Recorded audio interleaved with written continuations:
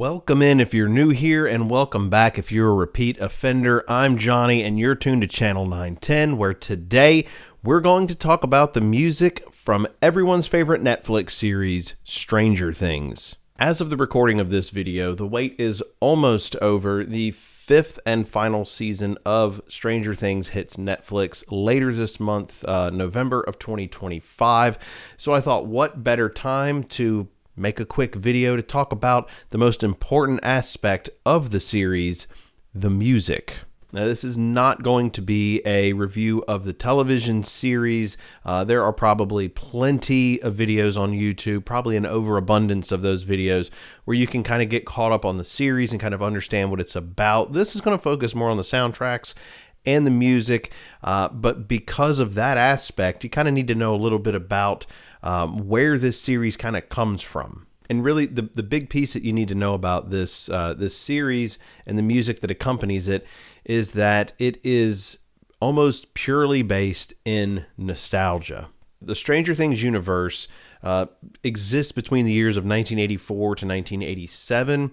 So the bulk of the music that comes from the series comes from that time, creating a kind of nostalgic little time capsule so that when you watch the show, the visuals in conjunction with that music really transports you back to that time, whether you actually lived during the 80s or not. There's a very strong nostalgia factor with this show in the way that it's both filmed and the way it sounds. Now, where the show itself takes place between November of 1983 all the way up till the fall of 1987, which is where this new season is supposed to pick up. It's a total time of 4 years. But in actuality, the show in its real-time existence has been on Netflix for almost 10 years. It originally aired in July of 2016. So we're only about 7 months shy when this show finally concludes, about 7 months shy of a full decade. So the show in real time has run almost as long as the 80s themselves. And I think where these soundtracks excel are the specific part of the 80s in which they exist. And what I mean by that is that these are probably the most 80s of the 80s as far as the music years.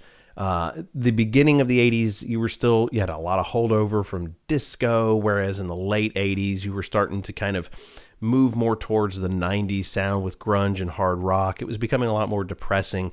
This part of the 80s was just fun and happy and just very charismatic. So what I'll kind of delve into here today is a look back on the music that we've heard so far and how it's been captured on the commercial releases of the soundtracks. And then towards the end of this video, I'm going to kind of throw out some stuff that I would like to see in this final season. I know it's already been done. I mean, we're post-production at this point, so these are almost kind of like predictions, more or less, more so than a wish list of what I think would fit really well into season 5 of Stranger Things. So I think the best way to do this is to work chronologically. So that means we start with season 1. This was the premiere on Netflix back in 2016. Kind of the out of nowhere Netflix series that nobody expected to go where it did. But because of that nostalgia factor I was talking about earlier, you saw a lot of success from this particular season.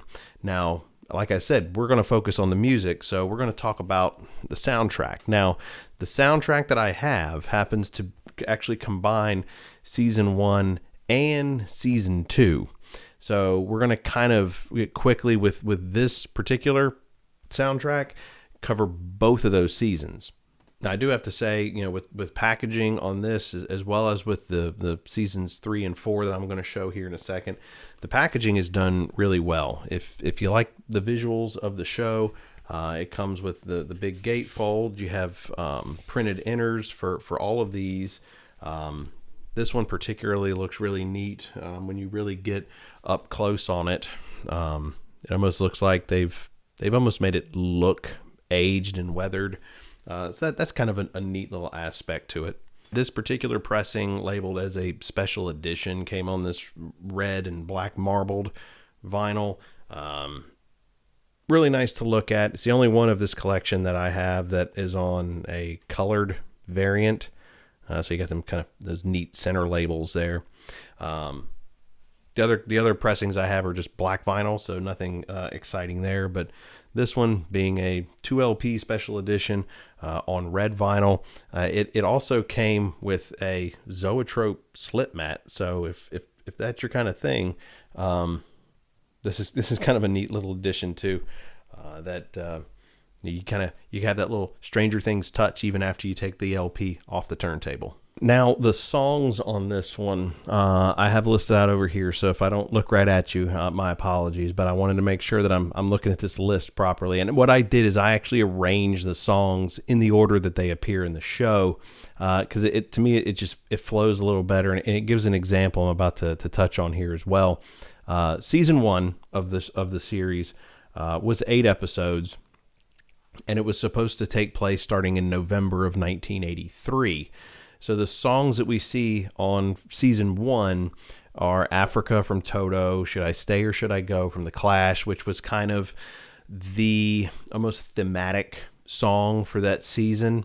Hazy Shade of Winter, Bangles, Heroes from Peter Gabriel, Atmosphere from Joy Division, Nocturnal Me from Echo and the Bunnymen, Elegia, It's New Order, that one's on there. Sunglasses at Night from Corey Hart. That's your season 1 soundtrack. Now, what I will point out with this one that kind of made me scratch my head a little bit, you have a few songs on this season that chronologically in real life would not have existed in November of 1983. And the first one that we're going to talk about there is Hazy Shade of Winter from the Bangles from 1987. So this song is all the way, this would fit better in season 5, where we're about to go to. Now, granted, it was originally recorded by Simon and Garfunkel back in 1966. So technically the song did exist, just not by the Bangles. So the inclusion in season 1 doesn't really fit timeline wise. Unless they had a time machine, I don't see how that song would really fit in. Kind of the same thing goes for Heroes from Peter Gabriel. That version from 2010 was originally recorded by David Bowie in 1977. So again, the song did exist in 1983, just not the version you hear in the show. And then there were 3 that did not even exist until after the events of season 1, and that would be Nocturnal Me from Echo and the Bunnymen, our New Order track that I can't pronounce, and Sunglasses at Night from Corey Hart. Nocturnal Me was from May of 1984, so you're like a whole, you're talking what, November, December, January, February, March, April, May, 6 months? You're a whole 6 months too early for Echo and the Bunnymen. Sunglasses at Night was January of 1984, so it's getting really close, but you're still about 2 months off. And then the New Order track was actually all the way from 1985, so you're a whole almost year and a half early for that song to actually have existed. So this is something that we're going to see a couple more times moving forward in the seasons. I will say, good segue into season 2. Everything in season 2 actually fits within the time frame of season 2. It was 9 episodes that started in 1984 around October. I think this is the one that starts off with them dressed up as the Ghostbusters at school.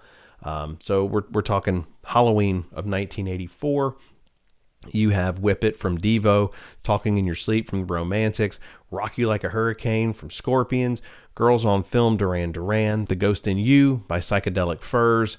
And then the show starts incorporating more kind of classic songs that are kind of more tied to certain characters in the show. Jim Croce's You Don't Mess Around with Jim. Now, this is from 1972, so obviously it did exist, but during 1984, I mean, this song's already over a decade old when the show is supposed to take place. But for character reasons, the song kind of worked in the show. So you have some Jim Croce. You've got Runaway from Bon Jovi, Back to Nature from Fad Gadget, Twist of Fate, Olivia Newton-John, Time After Time from Cyndi Lauper, and then the song that kicked off the soundtrack I was showing you earlier, but what actually ends out season 2 is Every Breath You Take from The Police. So that's your season 2. So now we've also seen that from season 1 to season 2, the song list has grown. So what does that mean? And are we going to see that continue on moving forward in seasons? Spoiler alert, you probably will. Because I think what they're doing here is the first season really relied heavily on the cinematics of Stranger Things. It relied more heavily on the score, which we're not going to talk about, but this is a great opportunity for me to make a side note. The score of this series is amazing. The synth work that's done for Stranger Things is phenomenal, and it really sets the mood for the show. However, I'm not going to talk about the score here today. We're just focusing on the soundtrack, the songs that were taken from pop culture that work into the show. But I wanted to make a side note at least to say that the score is hands down amazing for Stranger Things. But I think that's where season 1 lent itself more to the score and setting the mood and the feel of the show with that, rather than relying on pop music to set the stage for the show. Now, as we move on in the production of the show, the way it's written, the way it's presented, it becomes more cinematic and more bombastic, and I think starts to rely more on the pop music and doesn't lean as heavily into the atmosphere of the score. So what we see there is, as the seasons move on, the soundtracks kind of start to grow. And we've seen that already with season 1 to season 2. You've already increased your track listing. And this, I have to also say, this isn't even every song that is used in the show. There's a lot of instances where maybe a character, you hear it coming through headphones or just lightly in the background, that they don't include it on the soundtrack, probably for licensing reasons. But when you look at that actual list of songs, it's nothing that really falls outside of the realm of what is included in the soundtracks. So I don't think it really takes away, and I think probably honestly the better tracks are included on the soundtracks. So let's move from season 1 and 2 and look at season 3 and the accompanying soundtrack for that one. I have right here. This is honestly the point of Stranger Things as a show where people will say, okay, season 3 is where this really took a drastic turn. You know, season 1 was its own thing. Season 2, yeah, not quite as strong, but kind of fell in line. Season 3 went a little bit more Hollywood. It became much more bright, much more vibrant, much more bombastic is the word I used earlier. And you can kind of see it with the artwork on the soundtrack with all the fireworks. That's kind of the best way to describe this season, is just a lot of fireworks. This one, like the last one, is a gatefold. You get images from the show. You get your credits over here on this side. Changed it up a little bit. You went from that kind of like more worn and weathered look to a much more streamlined look on this one. Now, what I will say about the actual packaging for this one, aside from the jacket itself, which is nice enough to look at, it is a 2 LP set. However, it's technically a 1.5 LP set. And if those of you who have been collecting for a while, you probably already know this, but if you haven't, you may not have something like this in your collection. So here is the record here. Okay, so you can see there, standard black vinyl with your tracks. But when you flip over to side D, there's absolutely nothing. It's just a blank piece of vinyl. Now, what's the problem with that? Well, the problem with that is it's just wasted real estate. A lot of records, when you have this blank side D, they'll put some type of etching on there, which, if you're not familiar with what an etching is, it's basically just a picture that's carved into the vinyl. So at least you have something to look at. Even if you can't play it, at least it's something cool to display. There's nothing here at all. So you really only have 3 sides when you have 4 to work with. So did they leave some stuff out? Yeah, probably. They could have added maybe at least a couple more songs in here. My biggest gripe with it, because it just drives up production costs, which drives up the actual cost of the record when you go to buy it, is they also included a 7-inch. And this has one song on each side, and it's the characters of the show covering the theme song for the Neverending Story, because that was part of the storyline for this season, especially there towards the end. So instead of actually taking these two songs, which one, honestly, it's just the song, and then the side B of this is the same song, but literally just played backwards, supposed to be from the upside down. They could have just easily put this on this side. I mean, they've got all this space to work with. Why not just put it on there? Why have an additional 7-inch that now I have to keep up with 2 LPs and a 7-inch all in this package? And I probably paid more than I would have if you'd have just put the songs on side D. So why? But that's enough focusing on the negative. Let's, what's actually on the record as far as the track list that we do have to work with. So you have the first instance of the soundtrack album featuring a song that was used in the trailer. So what Stranger Things has done with seasons 3, 4, and now 5, with the trailer having just leaked yesterday, they take classic songs and then remix them with kind of an eerie sound to them. And this is kind of the first case. They use Baba O'Riley from The Who, and then remix it to sound kind of creepy and dark and mysterious. It was used in the trailer. I don't think it was even used in an episode. So this is the first instance on this particular season soundtrack where they include that. Then you follow that up with Things Can Only Get Better from Howard Jones, Material Girl from Madonna, Cold as Ice from Foreigner. Again, we bring in an older song here, and we're going to start seeing a lot more of that moving forward with Patsy Cline's She's Got You. ROCK in the USA from John Mellencamp, Neutron Dance from the Pointer Sisters, Can't Fight This Feeling from REO's Speedwagon, Wake Me Up Before You Go from Wham, My Bologna from Weird Al Yankovic, Moving in Stereo from The Cars, Never Surrender from Corey Hart, Lover Girl, Tina Marie, Working for a Living, Huey Lewis and the News, We'll Meet Again from Vera Lynn, and then the single that I was telling you about with the Neverending Story being covered by 2 of the actors from the show. So looking back at the problem of a song existing on this soundtrack that didn't technically exist during the time when this show is supposed to take place. Because what I forgot to mention is this particular season starts in July of 1985.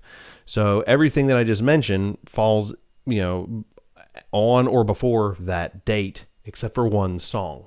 ROCK in the USA by John Mellencamp was actually released in January of 1986. So even though it's a fun kind of summer song, it was released in the winter following the events that occur in this season of the series. So is it egregious?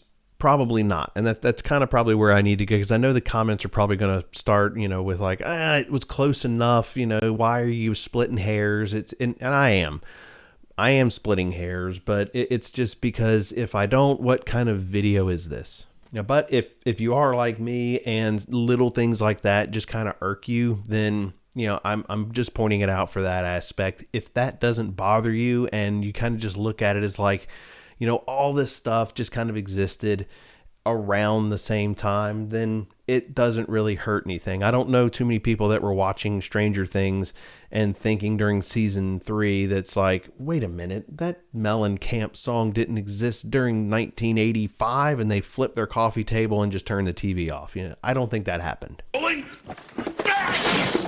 But if that did happen to you, then hey, tell me about it in the comments. Just leave it down there. I love reading your crazy stories about how a soundtrack and a TV show drastically affected your life. But if you agree with me and you think that me nitpicking the years and the way this thing lays out in time and space makes sense, and you like that kind of thing, hey, maybe give me a like for the video. I would really appreciate it. And if I've earned your subscription, I greatly appreciate that as well. It's free to do, so why not just click the subscribe button down there? So with those details out of the way, we'll go ahead and throw season 3 up on the wall and move on to season 4. So this was the most recent completed season of this show. And again, we're met with a 2 LP gatefold edition. This one, again, you get all of the kind of laid out almost exactly the same as season 3 was, with the credits over here and some photos on this side. And with this particular release, kind of like with the season 1-2 deluxe edition that had the slip mat, this one came with these 2 pieces of cardboard that, when put together, makes a stand-up, I don't know if this is considered like a diorama or exactly what this is. It's just kind of a neat little addition in here, I guess. It shows, scenes from the show, and you can set this on your tabletop, admire it as a kind of little counterpiece to your soundtrack. So while you're listening to the music, you can actually, envision hearing those in the show the way that you saw it on the screen. So a kind of neat, however unnecessary addition to this particular pressing. Now again, this one is 2 LP black vinyl. I gotta say, they improved over the last one because they didn't leave me with a blank side. I actually have 4 full sides of music on this one. And like I was stating earlier, we went from, season 1 being kind of small, season 2 grew in song size, season 3 grew, but apparently not enough for 4 full sides. And now we're at season 4 with 4 full sides of music, and we'll take a look at what that track list looks like. All right, so falling in line with the inclusion of the trailer music, it's actually a song that was used in the trailer and in the show. So I give them credit there too. And it was Journey. It was the remix of Separate Ways, Worlds Apart. Again, they took a song from the 80s and just kind of added some kind of creepy elements and synths and kind of slowed it down a little bit to give it kind of a very eerie vibe. I like it. It's different. Absolutely love the original version of the song, but this is kind of a neat take on it. So I'll let that one slide. And now we get into the soundtrack itself, and this one, like I said with season 3, it's starting to incorporate more older songs.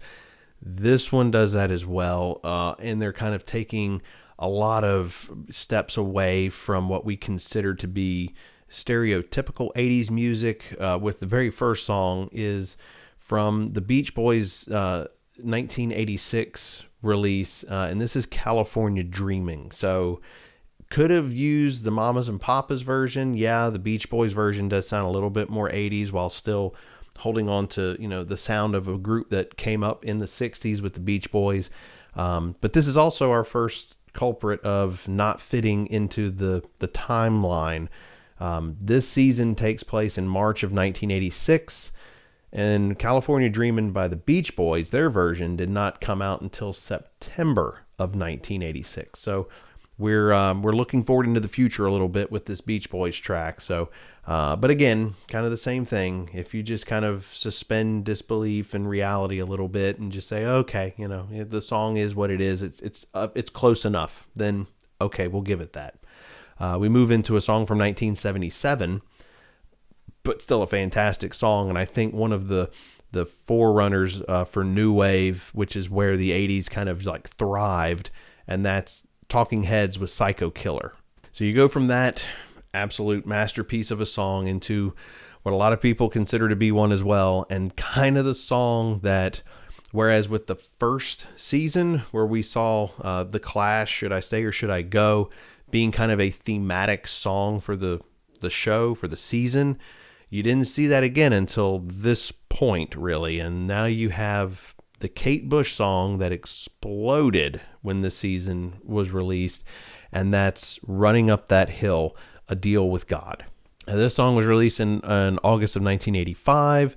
It becomes very pivotal to the actual storyline for the season, and it went from being kind of a unknown song for the most part in the mainstream to being like the biggest phenomenon as far as like part of the soundtrack. It was really the first song from this whole series of Stranger Things that really propelled a song to become way bigger than it ever was originally. So really helped out Kate Bush, really helped out bring awareness to her body of work with Running Up That Hill.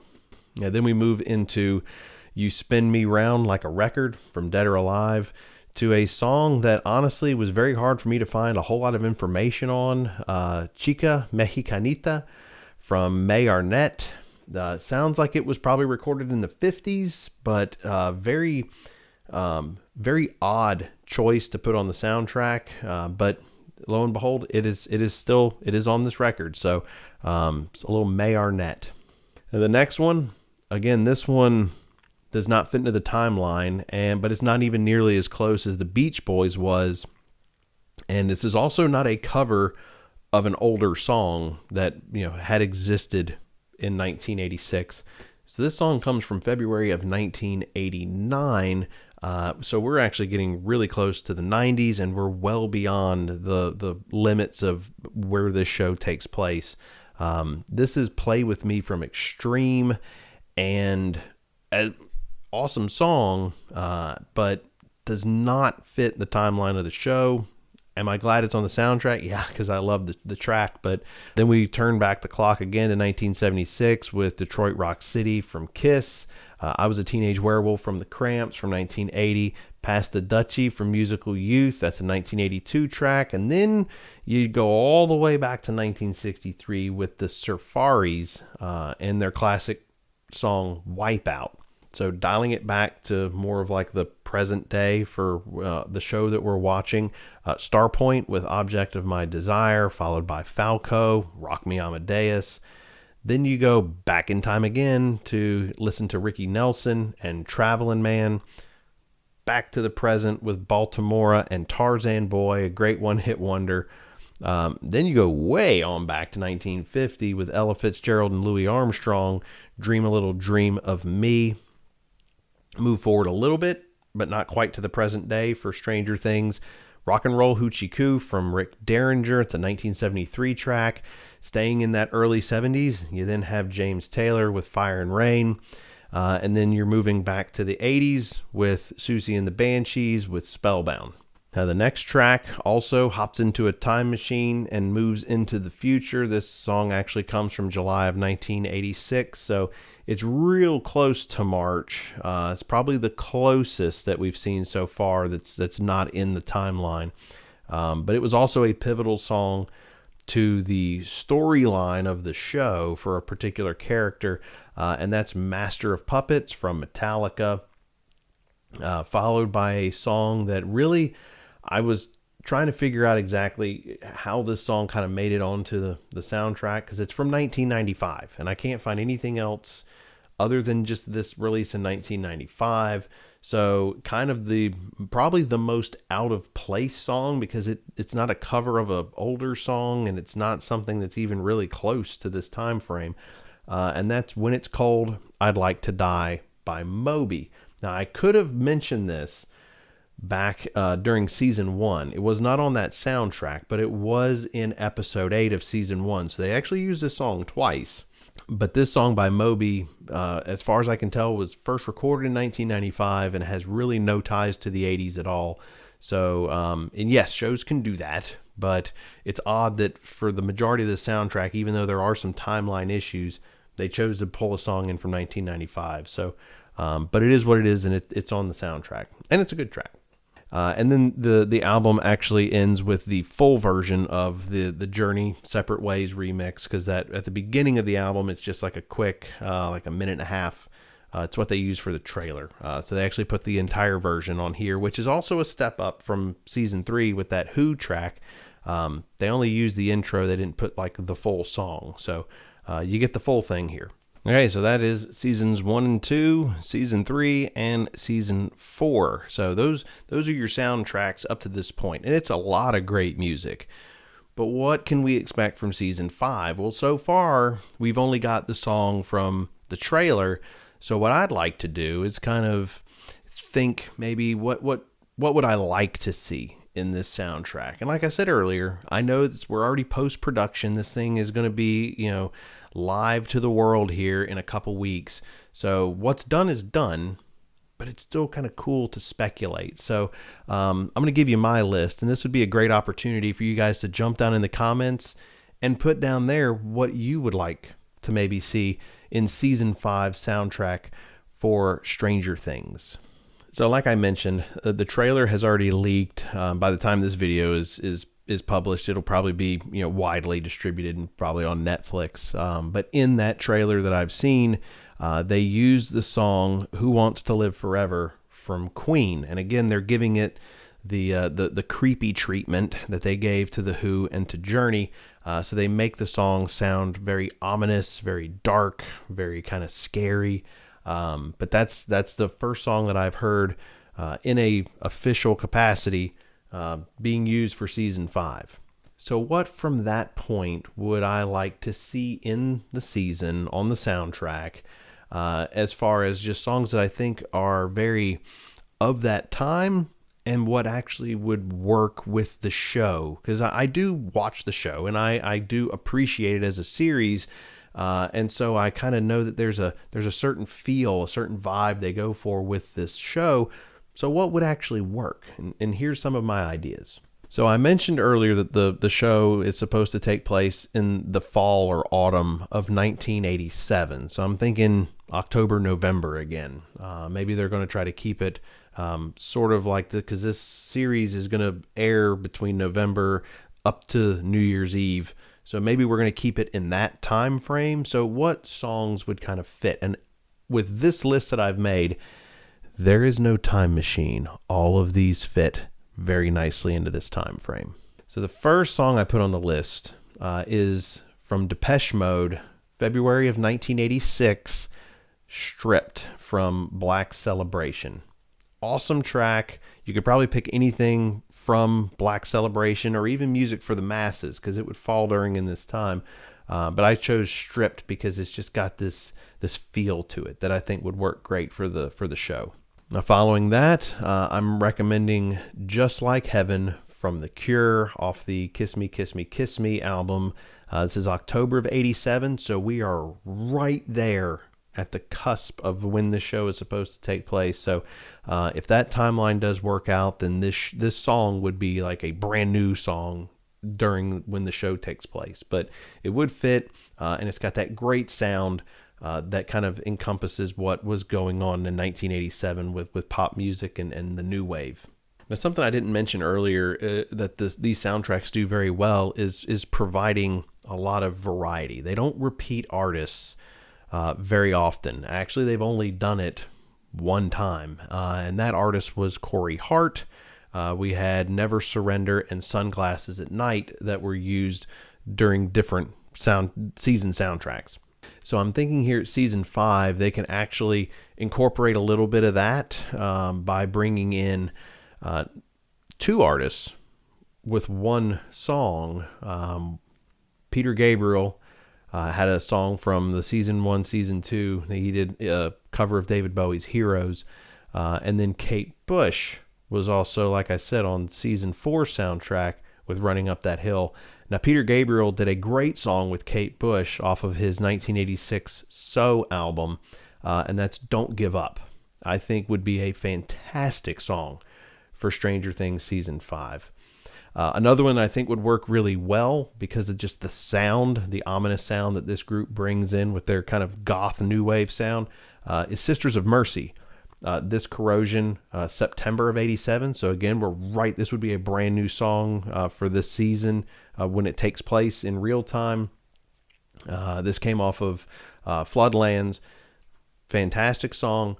Awesome group, does not get enough recognition. I think that's something that Stranger Things has done well with their soundtracks, is bring some groups to the forefront that maybe, like they did with Kate Bush, like they've done with Echo and the Bunnymen, like maybe with certain people that didn't know who New Order or Joy Division were. These soundtracks kind of bring people into that, and I think Sisters of Mercy is one of those groups that could really use that treatment. And another one that I think fits that mold as well is the Jesus and Mary chain, Happy When It Rains from Darklands. It was a summer of 87 release. This would work really well into the aesthetic of Stranger Things. I think it would fit well into a season 5 soundtrack. Now, you have to have some songs in the soundtrack that are just straight bops, straight bangers that were popular then and they're going to be popular now. You kind of have to put them in there because they are part of the zeitgeist of the 80s. And I'm recommending Land of Confusion from Genesis off of the Invisible Touch album, 1986. So the song would have been about a year old, still popular. This is one that, yes, everybody knows, but you have to have those songs in the soundtracks, as well as this next one, With or Without You, from U2 off the Joshua Tree album. Absolutely huge record from 1987. This song would be great on the soundtrack, as well as you have to put it on there, as overplayed as it might be, Sweet Child of Mine from Guns N' Roses. Also a summer of 1987 track. Yeah, that's the sound of 1987, and which is when this particular season is taking place, so why not? I'm also saying to throw some radio hits on there, like Beds Are Burning from Midnight Oil from the Diesel and Dust album, also from 1987, as well as Alone from Heart, also a 1987 song from May, so kind of another big summer hit for Heart. And then we're going to turn back the clock a couple years, but I'm surprised they haven't used this track yet, because it's so like perfect for the time frame that this show takes place. And that's Sister Christian from Night Ranger. It was 1984, but I mean, that's within this Stranger Things universe. So now I've talked about how they like to turn back the clock to more of the oldies type of songs. This one, because the show is taking place in the fall of 1987, maybe we're dealing with like Halloween type vibes. Absolutely love me some Donovan and Season of the Witch from 1966. So kind of fits the time of the year that this should be taking place. And so the next two songs that I'm suggesting kind of have to do with that like Heartland feel, because if you didn't know, Stranger Things takes place in Hawkins, Indiana. So you're dealing with like, the Heartland, and Indiana as a state. So I'm suggesting John Cougar Mellencamp. So we're going back to using an artist again, because we had ROCK in the USA. But now I'm recommending Jack and Diane, because nothing to me says Heartland more than that song. So Jack and Diane from 1982, put it on the soundtrack. And then I think what would be probably a great like episode 1 type song to kind of set the stage for where we're at. Going back to Indiana from the Jackson 5. Yeah, it's from 1970, but it's the freaking Jackson 5, guys. So the next few songs that I've picked are kind of a play on words thing, which Stranger Things hasn't done to this point, but hey, it wouldn't surprise me if they do something like that. So just bear with me on these. So the first one I'll recommend, and you'll see where I'm going with this, The Doors with People Are Strange. This is from 1967, so it fits kind of the play on words, as well as the throwback that they like to do with some certain songs. As well as the next one, which is Strangers in the Night from Frank Sinatra. It's a 1966 song. And then the third one I'm going to recommend here with the play on words really fits. And I think that if you throw the other two songs out, you absolutely have to include Stranger in a Strange Land from Iron Maiden. This is from November of 1986, so it falls really nicely into the time frame here. It's freaking Iron Maiden. They can use a rock song. I mean, Master of Puppets did well last season, so why not throw this one in there for a little bit of that hard rockin' vibe?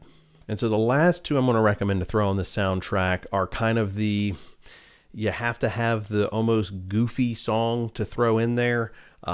So I figured it's the last season of the show. We know it's ending. So what better song than The Final Countdown from Europe? This was May of 1986.